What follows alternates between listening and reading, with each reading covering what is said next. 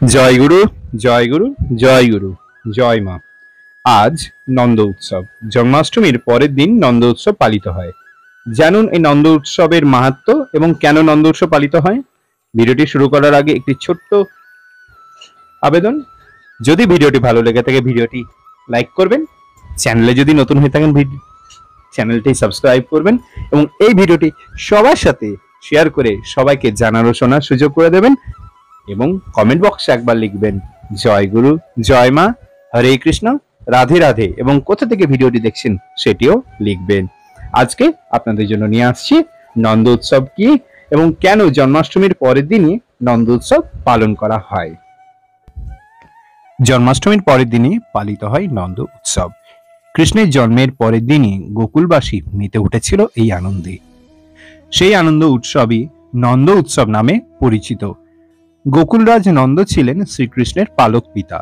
পুরাণ কাহিনী অনুযায়ী কৃষ্ণের জন্ম হয়েছিল মধ্যরাতে প্রচন্ড ঝড় বৃষ্টির মধ্যে। নন্দ সেই আনন্দ উৎসব উদযাপন করেছিলেন পরের দিন সকালে। কৃষ্ণের জন্মের খবর শুনে সমস্ত গোকুলবাসী উৎসব করেছিলেন। কংসের হাত থেকে তার প্রজাদের রক্ষা করতে মাতা দেবকীর কোলে বিষ্ণু অষ্টম অবতার রূপে জন্ম নেন। বাসুদেব কৃষ্ণকে নন্দরাজের কাছে রেখে আসার পর গোকুলে কৃষ্ণের আবির্ভাব উপলক্ষে নন্দ উৎসবই প্রথম খাওয়ানো হয়েছিল তালের বড়া। কৃষ্ণের অতি প্রিয় এই খাবারটি ভালোবাসেন সকলেই।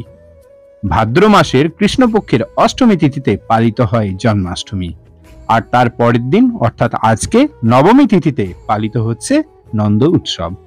উত্তরপ্রদেশের মথুরা ও বৃন্দাবনে এই দিনটি বিশেষভাবে পালিত হয়। কৃষ্ণের জন্ম উপলক্ষে এটি মূলত খাওয়া দাওয়ার উৎসব, কারণ এদিন ঘরে সন্তান আগমনের খুশিতে গোকুলবাসীর মধ্যে মিষ্টি বিলি করেছিলেন নন্দ ও মা যশোদা। এই দিন কৃষ্ণের জন্য 56 ভোগ প্রস্তুত করা হয়। এই 56 ভোগ কি এবং কোথা থেকে এসেছে সে নিয়ে আপনাদের কাছে আলোচনা করছি। জন্মাষ্টমীতে বা নন্দ উৎসবে কৃষ্ণকে 56 ভোগ অর্পণ করে তার প্রসাদ গ্রহণ করা হয়, গ্রহণ করাকে অত্যন্ত শুভ মনে করা হয়। শ্রীমদ্ ভাগবত অনুযায়ী কৃষ্ণকে প্রসন্ন করার জন্য 56টি ব্যঞ্জনের ভোগ অর্পণ করা হয়। এক সপ্তাহ আগে থেকেই জন্মাষ্টমীর আয়োজন শুরু হয়। জন্মাষ্টমীর দিনে বা নন্দ উৎসবের দিনে কৃষ্ণকে 56 ভোগ অর্পণ করার পরম্পরা দীর্ঘদিন ধরে চলে আসছে। তবে আপনারা কি জানেন এই 56 ভোগ অর্পণের কারণ কি? চলুন আপনাদের বলি। কৃষ্ণকে অর্পিত 56 ভোগ সম্পর্কে নানা ধারণা প্রচলিত রয়েছে। এর মধ্যে একটি গোবর্ধন পর্বতের সঙ্গে সম্পর্কযুক্ত। এই গল্প অনুযায়ী যশোদা বালক কৃষ্ণকে একদিনে অষ্টপ্রহর ভোজন করাতেন। একদা ইন্দ্রের রোষাগ্নি থেকে সমস্ত ব্রজবাসীদের রক্ষা করার জন্য কৃষ্ণ গোবর্ধন পর্বতকে নিজের কনিষ্ঠ আঙ্গুলে তুলে নেন। সেই সময় লাগাতার 7 দিন কৃষ্ণ অন্ন জল গ্রহণ করেননি। অষ্টম দিনে ইন্দ্রের বর্ষা বন্ধ হওয়ায় সমস্ত ব্রজবাসী গোবর্ধন পর্বত থেকে বেরিয়ে আসেন। দিনে অষ্টপ্রহর ভোজন করে থাকেন যে কৃষ্ণ, তাকে 7 দিন এইভাবে অনাহারে দেখে ব্রজবাসী ও যশোদার কষ্ট হয়। তখন সমস্ত ব্রজবাসী সহ যশোদা মিলে 7 দিনে ও 8 প্রহর হিসাবে 56টি ব্যঞ্জন বালক কৃষ্ণের সামনে পরিবেশন করেন। আপনারা জানেন এই 56টি ব্যঞ্জনের মধ্যে কি কি থাকে? আপনাদের কাছে 56টি ব্যঞ্জন সম্বন্ধে বলছি।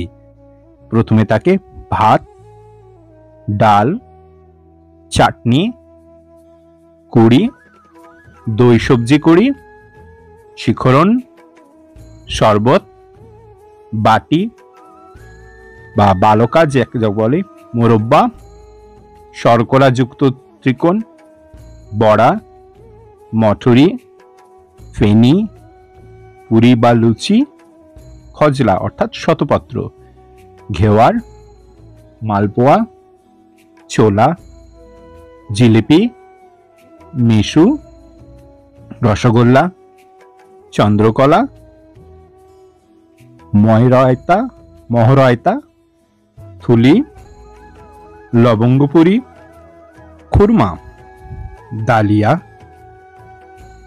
পরীক্ষা, সুফল ঢয়া, বিলসারু, লাড্ডু, শাক, অধাউন আচার, মোট, পায়েস, দই, গাওয়া ঘি, মাখন, মালাই, রাবড়ি, পাঁপড়, সিরা, লস্যি, সুবত, মোহন, সুপুরি, এলাচ, ফল, তাম্বুল, মোহনভোগ, লবণ, কষায়, মধুর, তিক্ত, কটু এবং 56 নম্বরে অম্ল।